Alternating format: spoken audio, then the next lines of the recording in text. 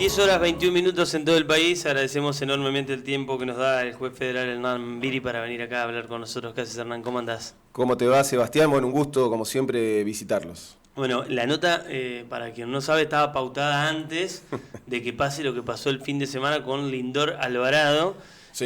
Que muchos dicen es como una banda narco muy grande, o el líder de una banda narco muy grande de Rosario, la paralela o la competencia, por llamarlo de alguna manera, los Monos. Sí, es una banda muy importante, de la envergadura de los Monos. Sí. Es una banda narcocriminal contraria a los Monos. Muchas de las noticias que nosotros vemos en Rosario cuando hay balaceras o muertos y demás, muchos de eso se debe justamente a la guerra que hay entre estas dos bandas por el dominio de Rosario. Claro. Exactamente. Sí, y sí. contanos un poco la historia puntual de este narco, digamos, cómo termina derivando, cómo aparece Gualeguaychú en la escena, porque incluso hay un detenido que es de la ciudad. Sí, antes que nada lo que quiero aclarar es que la investigación no está a mi cargo. Ajá. Yo no intervine en absoluto porque es una investigación que lleva adelante el Juzgado Federal de Lomas de Zamora. Está bien. El juez interino es el doctor Kreplak, y quien interviene, quien llevó adelante la investigación e hizo un trabajo, la verdad, formidable, es la Procunar. La Procunar es una unidad fiscal especializada en delitos contra el narcotráfico. El doctor Diego Iglesias, que es el fiscal que está a cargo de esa investigación, con él yo ya había hablado y él me había advertido la presencia acá en Gualeguaychú de estos movimientos, con lo cual yo estaba al tanto de todo esto, pero no es una investigación mía ni que yo dispuse nada. Esta persona está condenada, si mal no recuerdo, por una gran cantidad de delitos: narcotráfico, amenazas, extorsiones, no sé si algún homicidio, balaceras y demás. Es el líder de esa banda y bueno, hubo un plan para sacarlo de la cárcel. Él está detenido en Ezeiza, en una unidad carcelaria en Ezeiza, y como escuché en más de una oportunidad, realmente fue algo cinematográfico, sí. Porque realmente habían... el conocimiento que yo tengo a través del fiscal es que se trajo un helicóptero desde Paraguay. Lo que sucedió acá en nuestra ciudad es en un campo de acá de nuestra ciudad, que no voy a dar la coordenada por razones obvias. Ahí se lo ploteó y se le cambió la matrícula para que pudiera volar. Además de que el campo sea acá, intervinieron personas de Gualeguaychú. Exactamente. ¿Vos eso podés determinar si esas personas sabían qué estaban haciendo? Yo tengo entendido que sí sabía, sí. Y tengo entendido que lo hizo porque estaba bajo amenaza, Ajá. Según lo que yo tengo entendido. Eso sí se hizo en Gualeguaychú. El helicóptero no se secuestró en nuestra ciudad, se secuestró en la provincia de Buenos Aires, y justamente la persona detenida es quien es el dueño o el administrador del campo y quien habría llevado adelante justamente toda esta cuestión de disimular el helicóptero para que pueda atravesar el cielo de Santa Fe, de Entre Ríos, de la provincia de Buenos Aires, y el destino final era que esta persona fuera a Paraguay, ¿no? Sí. Así que bueno, eso es un poco... Y eso quedó frustrado. Nosotros, sí. Obviamente, nos da, al gualeguaychuense le da terror. Primero porque estamos viviendo un momento en la Argentina, puntualmente en Rosario, dramático con lo que está pasando con el narcotráfico, y siempre el temor de la escalada del narcotráfico en la ciudad en la que vivís, como nos pasa a nosotros, está. Yo he hablado con vos en más de una oportunidad respecto al tema, porque estamos lejos de ese Rosario, pero hay determinadas cosas que generan temor. Esto que pasó, por ejemplo, es una de ellas. ¿Cuánto sentís vos que hay que no ocuparse, que sé que lo están haciendo, pero sino preocuparse, que el vecino se preocupe por lo que está pasando? Mira, hay una realidad que creo que alguna vez también lo hablamos acá, y hay algo que es innegable, que la ciudad de Gualeguaychú crece de manera exponencial, desde lo cultural, comercial, industrial, económico, poblacional. Y cualquier crecimiento de cualquier ciudad trae aparejado muchos beneficios, como estos que te mencioné, pero también, como si fueran dos caras de una misma moneda, también trae aparejado diferentes flagelos, y uno, sin lugar a dudas, es el narcotráfico. Yo hace 4 años que vivo en la ciudad y quienes viven desde toda la vida pueden advertir rápidamente que el narcotráfico tiene una presencia más importante de lo que tenía antes, y yo también lo advierto. No solo en lo cotidiano, sino también desde hace 2 años, no solo yo, sino también otros jueces, puntualmente lo hablé con Pablo Ceró, que es el juez federal de Concepción del Uruguay, y también con muchos miembros de la Fuerza de Seguridad, incluso con un agregado de Italia de Interpol. Observamos que antes la droga que iba, por ejemplo, desde Argentina a Europa y África puntualmente, salía en su gran mayoría desde los puertos de Buenos Aires o de Rosario. Hoy, por muchos mecanismos de control, por una presencia mucho más fuerte de la Fuerza de Seguridad y por otros múltiples factores, para el narcotraficante se le complica mucho sacar la droga a través de esos puertos. Entonces hay un cambio de logística, hay un cambio de inteligencia criminal, y lo que se está intentando hacer, y de algunas cuestiones le hemos desbaratado, otros lo estamos investigando, es que pasen hacia Uruguay a través de los 3 pasos que hay en Entre Ríos, como es Gualeguaychú, Colón y Concordia. ¿Para qué? Para que a partir del puerto de Montevideo, ahí sí tenga el destino final en Europa y en África. Esto convierte a Gualeguaychú, o lleva a Gualeguaychú a una situación que hace unos años no existía. Por ahí se han leído algunas noticias de lo que se llaman los bombarderos, los bombardeos, que son las avionetas que pasan, tiran paquetes con marihuana o cocaína. Estos paquetes, una vez ya estando en tierra, son levantados por vehículos terrestres, y a partir de ahí se intenta pasar la frontera para, como dije recién, ir al puerto de Montevideo y ahí a Europa o África. Sí, bueno, acá hubo un caso, no ha habido uno solo, ha habido varios, pero hubo uno muy emblemático que fue motivo de una nota con vos, sí, que fue aquel de las placas de yeso, bueno, porque se desbarató un contrabando de cocaína muy grande.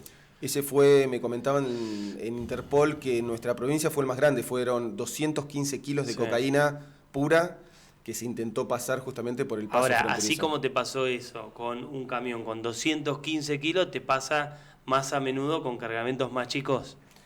Sí, lo normal, la modalidad no es pasar cargamentos tan grandes, porque por 2 cuestiones. Primero, porque es muy difícil disimularlo. Y por otro lado, y esto surge un poco de la inteligencia que hacemos nosotros en las bandas, para el narcotráfico, si le sale mal, si pierde, si se lo descubre, es menor la pérdida, claro, sí, cuando un cargamento. Entonces, no es común, nos sorprendió, incluso a las fuerzas de seguridad les sorprendió un cargamento tan grande. 215 kilos de cocaína pura es realmente un valor multimillonario. Sí. Pero normalmente son secuestros menores, pero porque es la modalidad, ¿no? Sí. De ir sacando de a poco.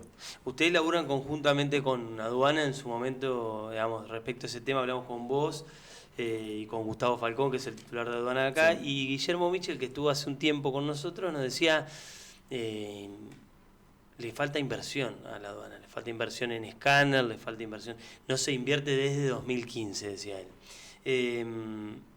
¿Cuánto crees que puede llegar a cambiar en el corto plazo esto a partir de la complejidad del caso? Digo, a partir de qué pasa esto, que pasó ahora en Gualeguaychú, decir, che, no, hay que tomarlo, no digo más en serio, pero hay que invertir más en la zona porque se está volviendo un problema cada vez más grande. La inversión, sobre todo en tecnología, es fundamental, porque si no la lucha se torna desigual o se torna realmente muy dificultosa y a veces frustrante. Nosotros en el paso que tenemos de Gualeguaychú a Fray Bentos hay un solo escáner, que es un escáner muy viejo, como muy bien decías vos, de hace muchos años. Entonces, escanear un camión normal lleva muchas horas.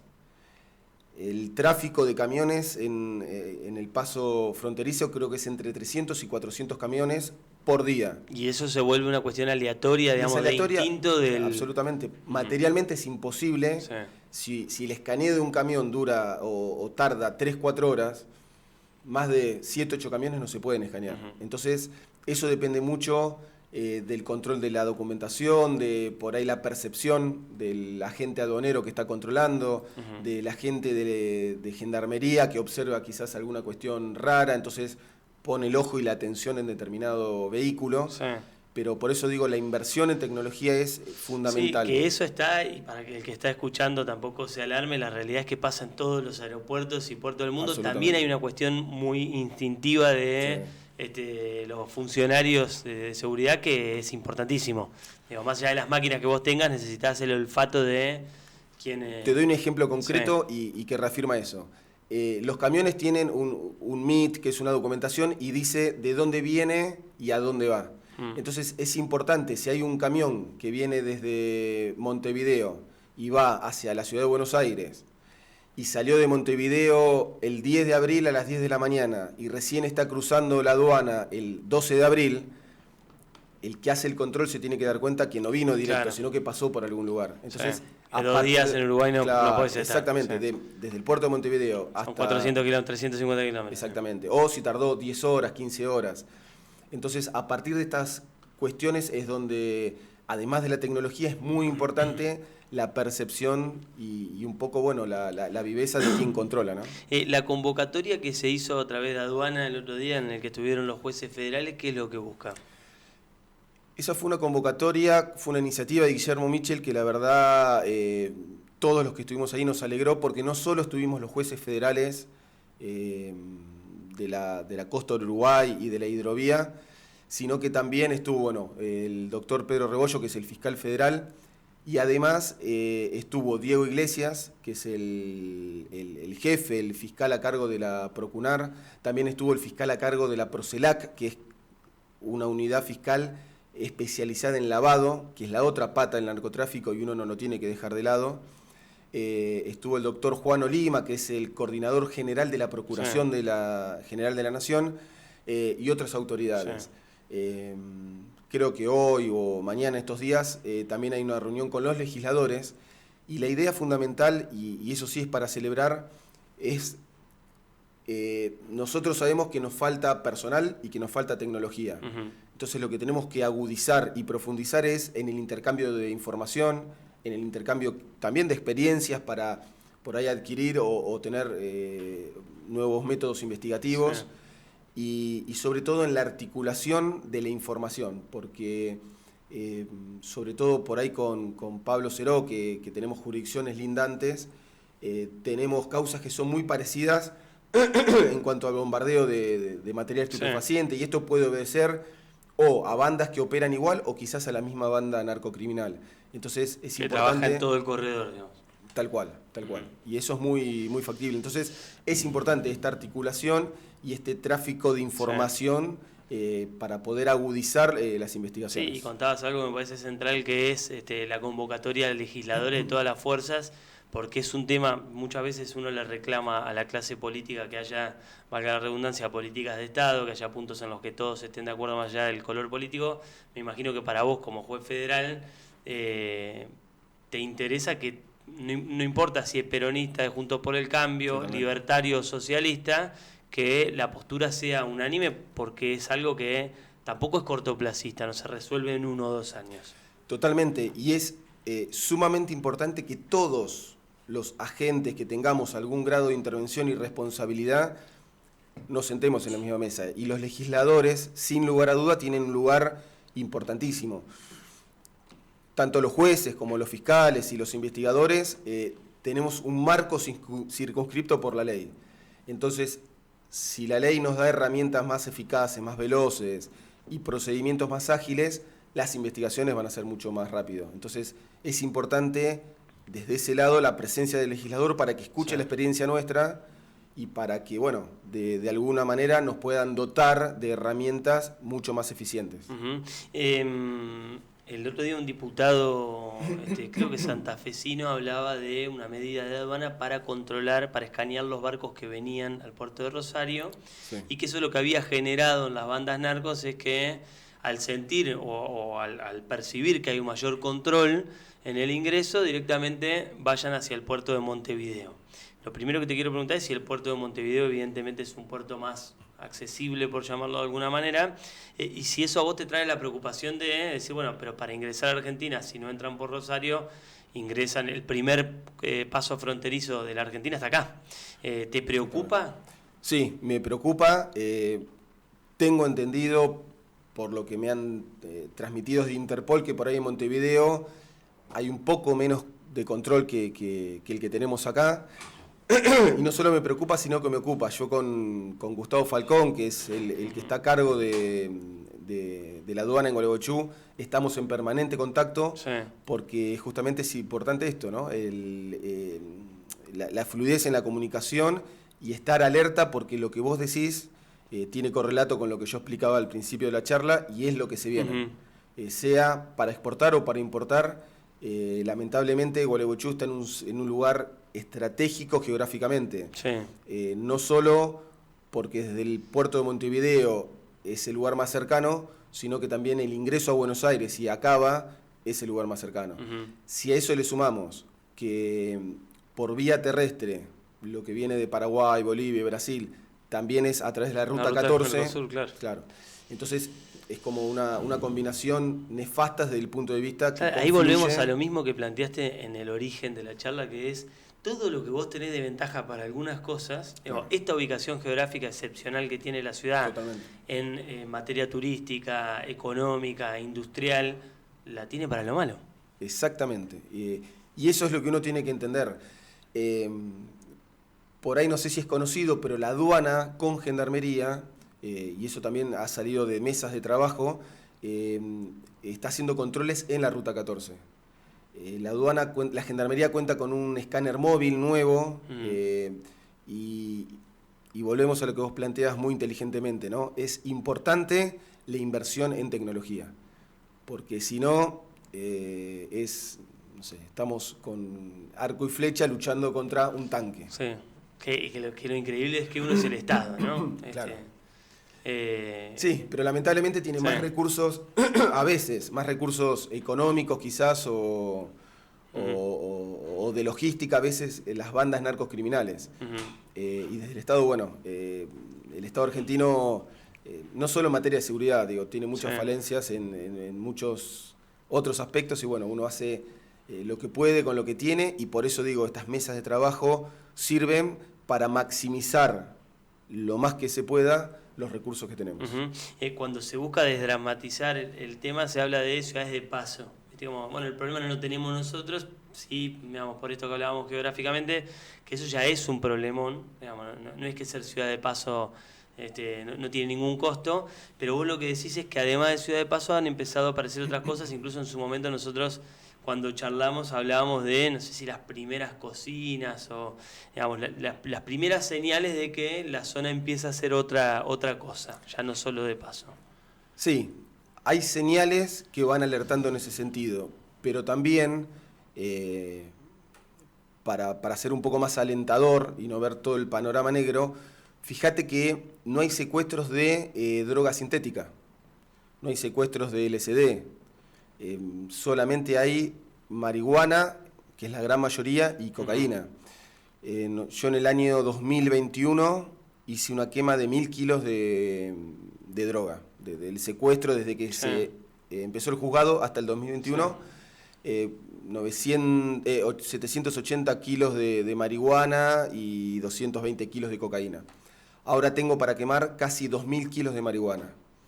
Entonces, desde el año 2019, diciembre del 2019 que comenzó el juzgado hasta ahora, que se inauguró el juzgado, de los 3.000 kilos de droga que se secuestró, en su gran mayoría marihuana, en una gran menor cantidad cocaína, pero salvo algún allanamiento de forma aleatoria, que se encontró alguna pastilla sintética, no existe la droga sintética. Que ese es otro tema, ahora, trae otra complejidad. Con ese dato que das, digamos, hay mucha más marihuana secuestrada. Vos decís, entre que en los primeros 2 años, ¿estás hablando de más cantidad ahora o no? Claro, sí. 2020 y parte del 2021 secuestramos 1000 kilos de droga. Y desde 2021 hasta 2022, fin del año pasado, tenemos 2000 kilos para... el doble. Sí. ¿Y eso por qué pensás que sea? Mirá, no necesariamente porque haya más actividad del narcotráfico, sino porque hay un juego federal en la ciudad. Ustedes tengan en cuenta que antes había un solo juez federal, que era el doctor Pablo Ceró, para media provincia. Tal cual, para media provincia. Entonces, materialmente es imposible. Eso es lo que reclama Rosario. Claro, fíjense, y algo importante, yo me acuerdo cuando se inauguró el juzgado y una de las primeras reuniones que tuve con el gobernador, con Gustavo Bordet, y siempre que lo veo, él tiene la misma preocupación en cuanto a la lucha contra el narcotráfico. Siempre el gobernador me dio su total apoyo, pero creo yo, y más allá de la cuestión partidaria, porque yo soy apolítico, pero desde hace 3, 4 años para acá se creó el Juzgado Federal de Gualeguaychú, se creó el Juzgado Federal de Concordia, se creó el Juzgado Federal de Victoria. Esto lo que hace es una cercanía de la justicia federal en la gente y una dedicación mucho mayor. Para un solo juez investigar todo el narcotráfico de media provincia es materialmente imposible.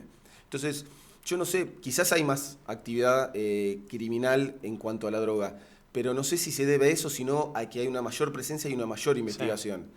Sí. Y el resultado, uno dice, se duplicó la cantidad de droga que el juzgado federal secuestró en el primer año y medio con respecto al segundo año y medio.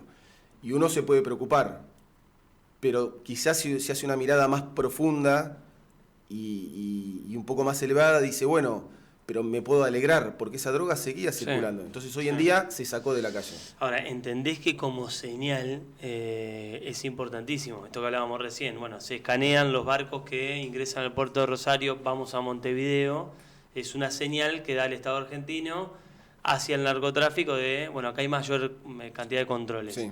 Vos decís, bueno, en Gualeguaychú, en Concepción, en determinadas ciudades se está haciendo todo esto. Bueno, esto también genera una señal de que acá no, digamos, de que acá no es. Totalmente. Me vas a decir que siempre miro las dos lados de la moneda, pero también eso lo que te trae es en los países donde hay mayor control, el valor de la droga también es mayor. Entonces el negocio es mayor. Si vos sacás droga desde Bolivia y la traes a la Argentina, tiene un valor. Pero si esa droga la tratás de poner, no sé, en Japón, en China, en lugares donde hay mayor control y leyes quizás más duras y demás, el valor también es mayor. Entonces, son un poco las dos caras de la misma moneda. Digo, por un lado sí, yo creo que claramente la Argentina está endureciendo los controles. La contracara es que eso lo que hace, como cualquier actividad ilícita, cuanto mayor control hay y cuanto más ilícito es, el valor de la mercadería, sea lo que sea, droga, armas, lo que sea, también aumenta. Entonces el negocio también es mayor. Entonces uno no tiene solamente que endurecer los controles y profundizar las investigaciones, que está muy bien, sino estar atento porque uno sabe que al negocio ser mayor, la inversión que hacen las bandas narcocriminales también es mayor. Claro. Un detalle, te cuento, que da cuenta de esto. Yo hasta ahora, desde que se inició el juzgado, yo siempre tengo como una cuestión personal, porque creo que es así, además de estudiar e investigar el narcotráfico, investigo el lavado de la plata. ¿Por qué? Porque nadie se hace de tanto dinero para guardarlo en un cajón, sino lo que hace es tratar de meterlo en el circuito blanco para poder utilizarlo. Desde hace poco estoy observando, y de hecho hay un par de causas que lo estamos investigando, la inversión en criptomoneda, que eso no existía en Entre Ríos, y menos en Gualeguaychú. El lavado del dinero como producto del narcotráfico se hacía por otros medios. Sí. Claro, no lo voy a aclarar para no dar ideas, pero se hacía a través de diferentes mecanismos. Sí. Estoy llevando adelante un par de investigaciones en donde advertimos que se está invirtiendo en criptomoneda, con lo cual complejiza muchísimo más la investigación de este tipo de delito. Porque cuando uno invierte en una casa, en un auto o lo que sea, sí, es tangible y la trazabilidad de ese dinero es más fácil de seguirla. Sí. A través de la inversión en criptomoneda es absolutamente complejo y ahí sí necesitas no solo tecnología, sino gente capacitada para que pueda operar esa tecnología. Entonces, todas las investigaciones realmente se van complejizando. Ahora, vos decís que el narcotráfico, hoy el narcotráfico puede estar ligado en una parte, digamos, del blanqueo de esa guita a las cripto. Puntualmente, sí. No solo es lo que se viene y lo que se usa en el mundo, sí, sino que, te repito, desde diciembre del año 2019, que se puso en funcionamiento el juzgado a mi cargo, nunca habíamos advertido eso. Hace unos meses, o un poquito más de unos meses, en 2 investigaciones puntualmente advertimos esa inversión en criptomonedas. Y esto realmente también complejiza muchísimo poder seguir la trazabilidad de ese dinero y sobre todo el punto final de ese dinero, ¿no? Entonces necesitas otra tecnología, necesitas capacitación, no solo de los investigadores, sino capacitación del juez, capacitación del fiscal y de todos los colaboradores que de alguna manera ayudan a investigar este tipo de delito, porque es realmente, como dicen vulgarmente, otro juego, realmente es algo muy complejo. Eso es en cuanto al delito del narcotráfico. En cuanto a los otros delitos, ¿cómo está Gualeguaychú? Hemos tenido causas, por ejemplo, de trata de personas, no muchas, pero hemos desbaratado alguna organización dedicada a la trata de personas destinado a la explotación sexual. La trata de personas también puede ser otro tipo de explotación. El contrabando también, cada vez tenemos mayor cantidad de causas. Yo mensualmente con mis secretarios, interiormente hacemos estadísticas para saber dónde estamos y justamente advertimos eso, que hay muchísimas causas en trámite de contrabando, que no significa, quizás es la misma cantidad que había antes, pero hoy en día se advierte, sí. Claro, se detecta y se sanciona. También la impronta que le ha dado Guillermo Michel a la aduana, eso lo hablamos con los investigadores, con otros jueces, con los fiscales, es diferente. Hay una preocupación, además, bueno, él es de nuestra ciudad, con lo cual tiene un cariño especial por la ciudad, tiene una preocupación, es una persona que trabaja muchísimo y eso ha generado muchas causas de contrabando. Causas de lavado también tenemos muchas, que es una consecuencia muchas veces de las causas del narcotráfico, sí. Exactamente. Después delitos por ahí de menor envergadura, como falsificaciones de documentos públicos, hay muchos. Ustedes saben que la jurisdicción del juzgado que está a mi cargo no solo es Gualeguaychú, sino también las islas del Ibicuy. Cuando se viene de Buenos Aires para Entre Ríos, al bajar el segundo puente hay un control de gendarmería y de la policía vehicular. Bueno, cada vez más advertimos la adulteración de títulos automotores, cédula verde y demás, lo cual implica el secuestro muchas veces de los vehículos, y eso también es un delito, la verdad que... Otro delito que tiene que ver con el narcotráfico es, por la ley de lavado, nadie puede tener más de 300.000 pesos sin justificar. Hace poco un auto que incluso se dio a la fuga, fue detenido, se le secuestró creo que $235.000 en efectivo y estamos secuestrando mucho dinero, muchos dólares en efectivo. ¿Qué pasa con esto? Cuando las bandas narcocriminales obtienen en pesos, porque se venden en pesos la droga, y como es difícil en nuestro país por los controles y por la cuestión económica comprar dólares, van al exterior, van a Paraguay, a Bolivia, a otros lugares, compran los dólares y después vuelven con los dólares. Ahí es donde, con la gendarmería fundamentalmente, hacemos control en la Ruta 14, no solo de la droga, sino también de estos dólares, porque la gente que viene con un auto que tiene los papeles truchos, como se dice habitualmente, con $200.000 sin declarar, uno al menos puede sospechar que el origen... Hay muchos indicios para... Exactamente. Entonces, esa es la otra pata que también, cuando se inició el juzgado, prácticamente no había secuestro de este tipo de estas cantidades, y hoy en día es muy común que se secuestre mucho dinero en los vehículos terrestres. Escuchás a Hernán Viri, juez federal, me quedan 2 preguntas para hacerte. Una, me gustaría saber tu opinión, si es que la tenés formada, pero viste, no sé si lo que pasó en El Salvador con Nayib Bukele, el polémico presidente El Salvador, que hizo una mega cárcel para criminales de máxima peligrosidad. Se armó ahí una polémica muy fuerte, organismos de derechos humanos lo cuestionan, bueno, hay una parte de la sociedad que lo celebra. ¿Vos qué opinión tenés de eso? Pensando en esto que, por lo que motivó el origen de la charla, que es un peligroso narcotraficante buscando fugarse de un penal, ¿vos qué visión tenés de eso? ¿Qué te parece? Sí, no conozco, sé de lo que hablas, no conozco detalles, sí que sé que ha recibido muchas críticas, pero como creo que pasa en todos los aspectos de la vida, hay que buscar un equilibrio.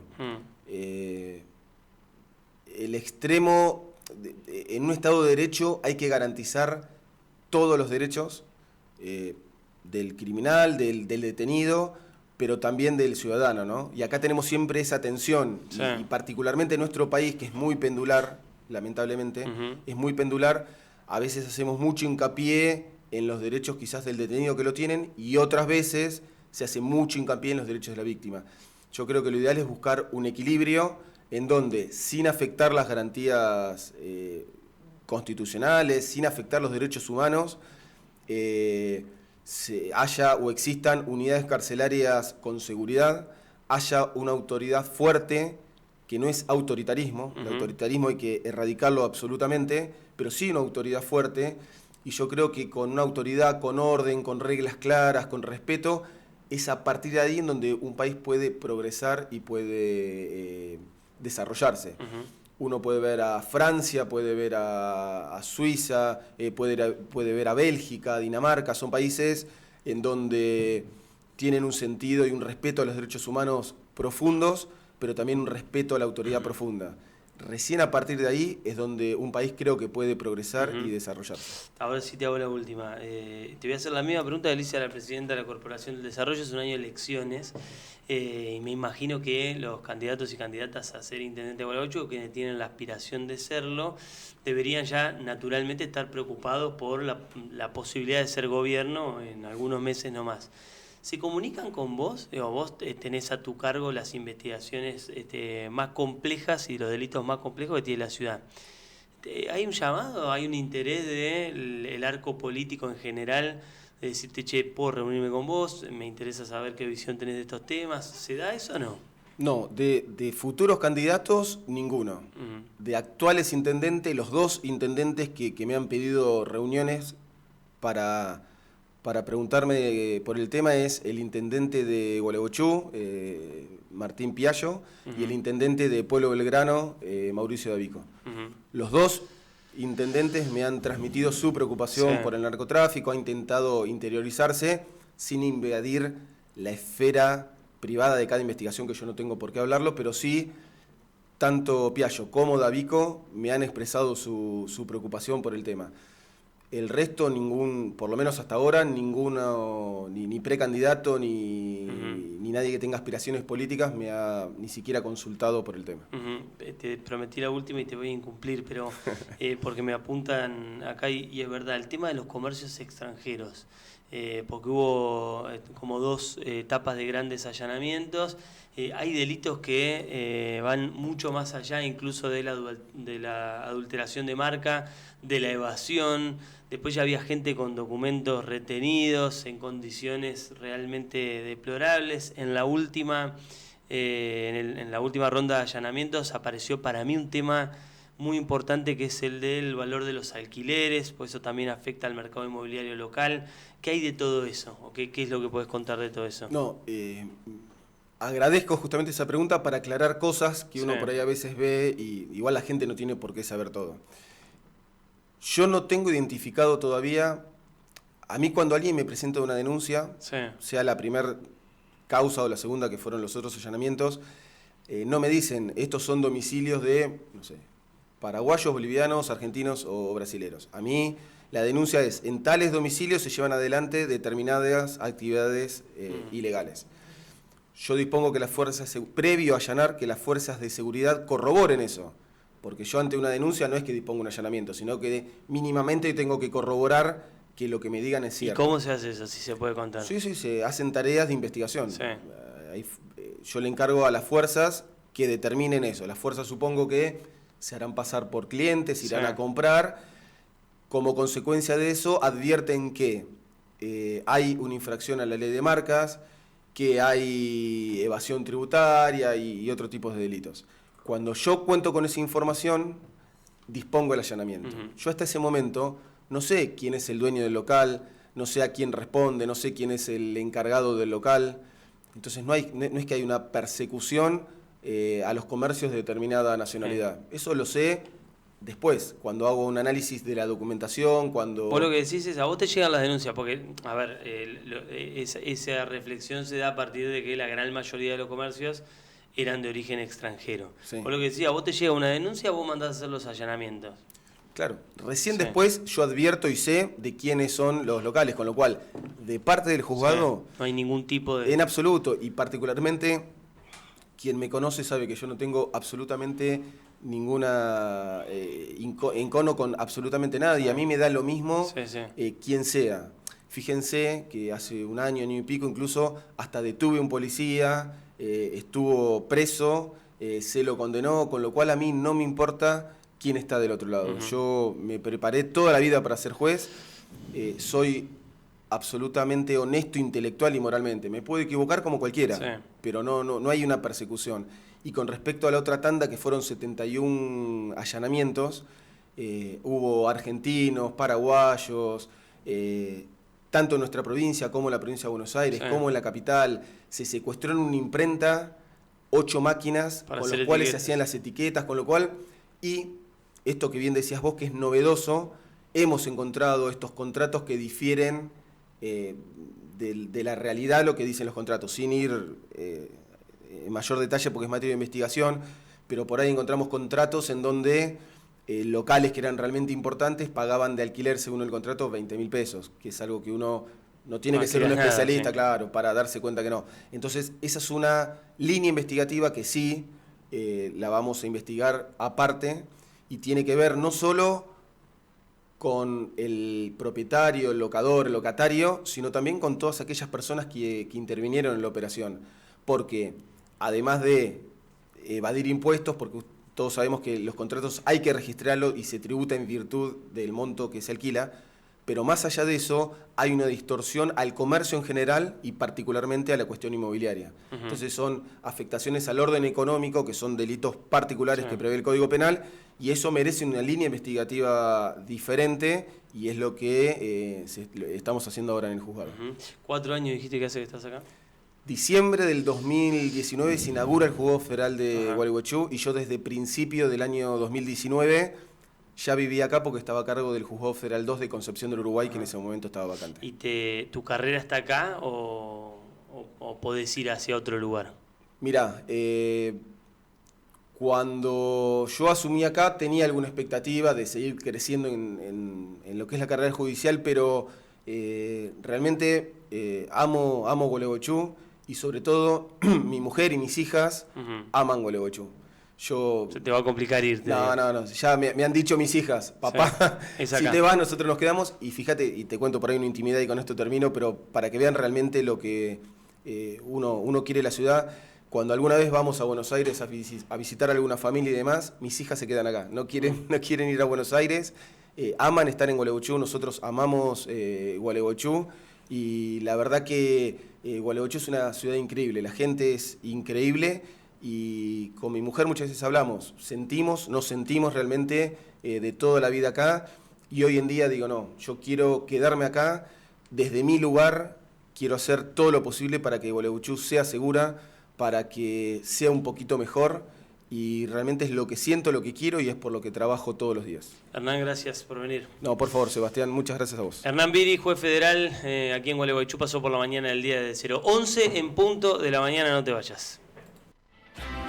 Ahora cero es verano. Ahora cero es verano. Ahora cero. 104.1. Viví la radio. Ahora cero es verano. Viví el